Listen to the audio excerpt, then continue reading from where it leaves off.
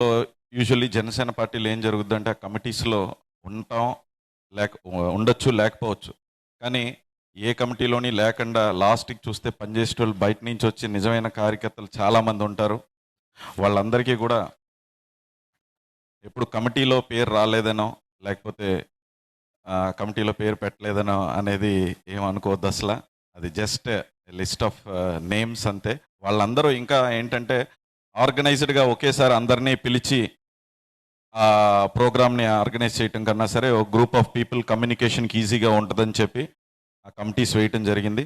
ఆ కమిటీస్లో ఉన్న వాళ్ళందరం కూడా అన్ని కమిటీస్ కలిపి కష్టపడి, అలాగే ఎన్ని కమిటీస్ ఎన్ని కష్టపడినా సరే కార్యకర్తలు మన క్యాడర్ అంతా కూడా కష్టపడి పనిచేస్తేనే ఈ సభ సక్సెస్ఫుల్ అవుతుంది. ఆ రోజు మాత్రం వాళ్ళని లోపలికి వదిలేరు, వీళ్ళు లోపలికి వదలలేదు, వాళ్ళు ముందు కూర్చున్నారు వెనక కూర్చున్నారని మనలో మనం మాత్రం బాధపడద్దు అసలు. అంటే అంత పెద్ద ఈవెంట్లో ఆర్గనైజింగ్ చేసేటప్పుడు ఇలాంటి ఒక 2-3 జరిగితే జరగచ్చు. సో అలాంటి ఏమన్నా కాకినాడ పార్లమెంట్లో జరగబోయే ఆవిర్భావ దినోత్సవంలో జరిగితే ముందుగానే మీ అందరికీ క్షమాపణ చెప్తున్నాను.